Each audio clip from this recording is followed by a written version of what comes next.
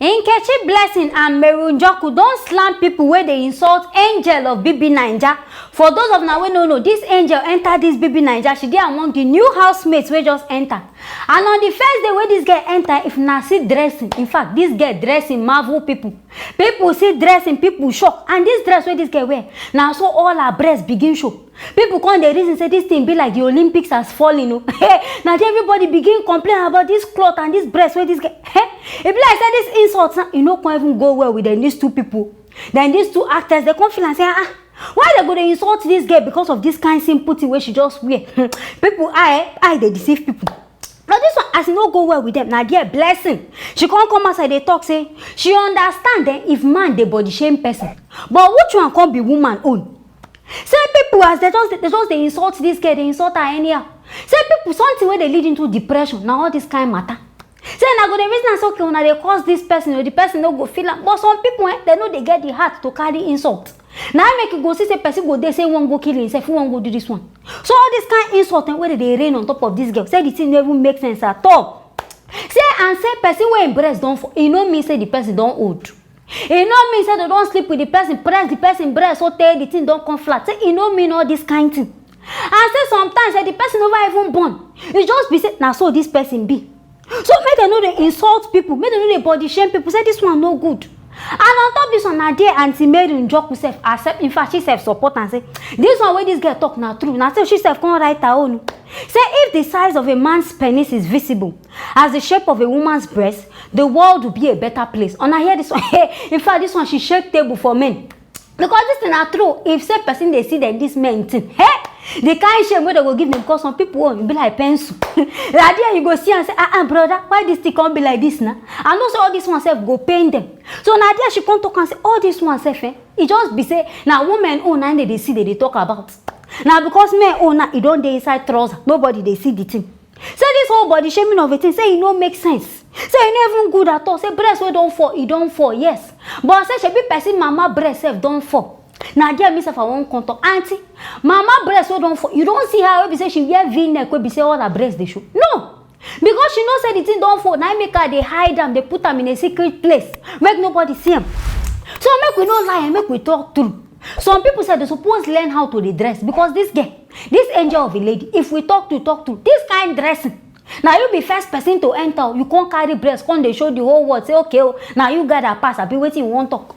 But me I never even surprised because if now watch this girl, now so she dey dress. She like to dey naked, make her nash dey show, make somewhere, now so she be. So maybe the thing don't master her. But at least she supposed learn say this kind of place so she did na national television she did. And people they watch her, people they see this kind of thing. Some people feel like her for the men and know say they go dey enjoy and say okay, this one a good visual. But for the ladies when be say then they don't even get front, they no get back. Pepper body go they worry them. The thing go depend them for bodies. All this one go join, go they make them they insult you.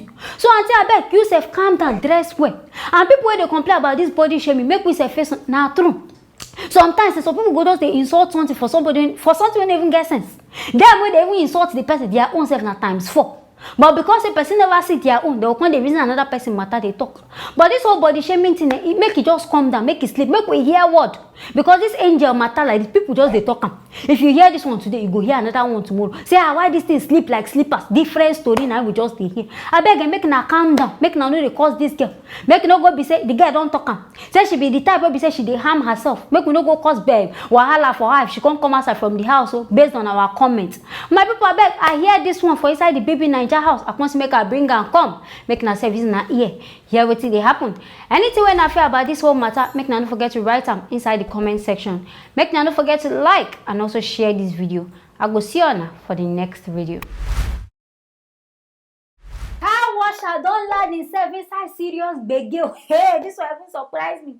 Oga carry in car go car wash place for inside Ikeja for Lagos. Say okay, I beg go help me wash my car. I don't know what to enter inside this car wash ahead. Then in village people they follow. I be na just decide. He can't drive this man motor. What they call a motor for? Car, Benz for that matter. Drive and say one go buy Ogogoro. Hey! On a see what he shop by the cost. Ogogoro 15 naira. Person can't drive Benz. Carry go there before we go see. Now matter now we dey set now wahala now we dey there dey set my people beg.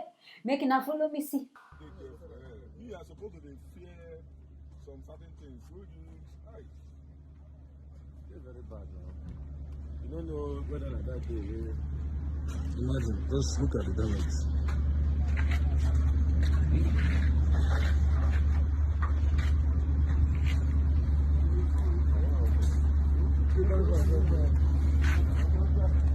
Hey, you don't go bash oga motor see wetin over sabi dey cause. Una see wetin oju kokoro don go cause. I sure say this guy in dey toast the ogogoro seller. Maybe I did it, I make a confess, okay, make him go do proud small. Make him drive this motor, go there, go show off. You see where your show off don't go reach. Now you can't lie down flat like slippers. What do you want me to do? You can't how your beg you want to bring back. You in fact you destroy this motor. Even 2 million, so I sure say no go fit repair this motor. See as this, in fact, I don't even know be I one day sorry for the man. Because if this man break this man from up to even in life saving, in future savings, this man no go fit pay for this thing. Now make can just render himself for flat for grand because he no fit even think anything again. And for everyone advise you say maybe you go even sell half of your kidney use and but you don't use ogogoro self destroy the whole kidney. So how you want to even pay for this whole? In fact, some people they are reasoning. Now maybe people will get motor if now won't go wash am. My best advice: no even drop your key because the way then this car wash people they do, I know they understand. No drop am, carry your this thing go. If now lock you go lock you self, I don't know where you walk go. Person they wash your motor. How many minutes you go to sit down, put your nyash you no gree. You say you won't go there. Now God catch you. But this one, if you be better person, will get money. I sure say insurance suppose don't cover this one. This one way just they disturb this man because this man no get shit to give you. So I beg either you go through your insurance person, make they give you your money back, or you turn this man to a large job. Maybe every day, fin they work, you go collect your money. If now 50-50, then they give you. If you yourself no be borrow post, you go use this motor to do. I sure say you go fit sort out this thing because the way this matter be, I don't know which kind of police want help them sort this one. Because nobody go fit settle this kind of matter. On top of 15 naira, you go spoil person Benz. No be juju be this one because me I don't reason as this thing no normal. But I know how much be 15 naira and I know how much be this Benz. When this man call mumu, go do this kind. Hey, nothing where person no go see. But me I don't give you the best advice.